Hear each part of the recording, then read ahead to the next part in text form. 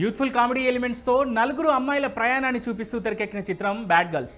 Crime, comedy and emotions కలగలిపి దర్శకుడు ఫణి ప్రదీప్ రూపొందించిన ఈ చిత్రం క్రిస్మస్ కానుకగా డిసెంబర్ 25న ప్రేక్షకుల ముందుకైతే వచ్చింది. మరి ఈ సినిమా ఎలా ఉందో ఈ రివ్యూలో చూద్దాం.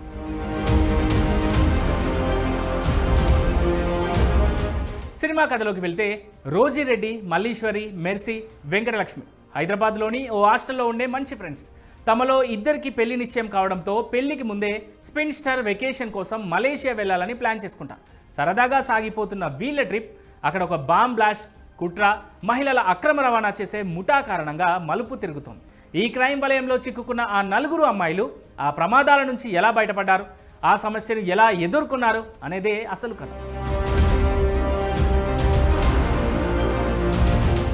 బ్యాడ్ గర్ల్ సినిమా ప్రధానంగా యూత్ను టార్గెట్ చేస్తూ చేసిన ప్రయత్నం. దర్శకుడు ఫణి ప్రదీప్ ఒక రొటీన్ స్టోరీని తీసుకున్నప్పటికీ దాన్ని నడిపించిన విధానం పర్లేదనిపిస్తుంది. సినిమా మొదటి భాగం కాస్త నెమ్మదిగా కొన్ని అనవసరమైన సీన్స్తో సాగినట్లు అనిపించినా సెకండ్ హాఫ్ పర్లేదనిపిస్తుంది. ముఖ్యంగా అమ్మాయిల మధ్య వచ్చే సరదా సంభాషణలు, వాళ్ళ మధ్య బాండింగ్ యూత్ ఆడియన్స్కి కనెక్ట్ అవుతాయి.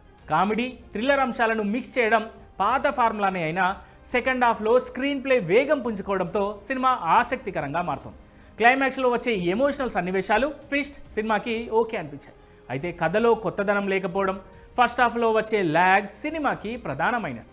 రొటీన్ కథ కావడం, స్లోగా సాగే ఫస్ట్ హాఫ్, కొన్ని చోట్ల హీరోయిన్ల డిక్షన్ కూడా ఈ సినిమాకు మైనస్ అవుతుంది.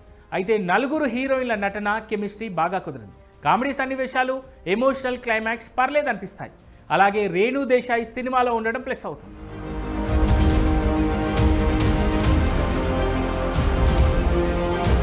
ప్రధాన పాత్రలో నటించిన అంచల్, పాయల్, యష్నా, రోష్ని తమ ఎనర్జెటిక్ పర్ఫార్మెన్స్తో సినిమాను ముందుకు నడిపించారు. ఆ నలుగురి మధ్య కెమిస్ట్రీ చాలా బాగా కుదిరింది. వాళ్ళ కామెడీ టైమింగ్, రియాక్షన్స్ సినిమాకి ప్లస్ అయ్యాయి. అయితే కొంతమంది లీడ్స్ డైలాగ్ స్లాంగ్ అక్కడక్కడ కాస్త ఇబ్బందిగా అనిపించవచ్చు.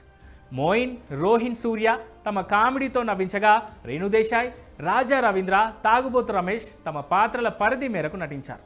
ఇక ఈ సినిమాకు ప్రధాన బలం అనూప్ రూబెన్ సంగీతం. పాటలు, బ్యాక్గ్రౌండ్ స్కోర్ బాగున్నాయి. మలేషియా లొకేషన్స్ను కెమెరాలో చాలా కలర్ఫుల్గా చూపించారు. ఎడిటింగ్ పర్లేదు, కానీ ఫస్ట్ హాఫ్లో ఇంకాస్త షార్ప్గా ఉంటే బాగుండేది. నిర్మాణ విలువలు సినిమా స్థాయికి తగ్గట్టుగా ఉన్నాయి. దర్శకుడు మున్నా 30 రోజుల్లో ప్రేమించడం ఎలా తర్వాత లాంగ్ గ్యాప్ తీసుకున్నారు. మంచి కథ రాసుకున్నా అక్కడక్కడ కాస్త స్లో అయింది. ఓవరాల్గా bad girls decent youthful cinema.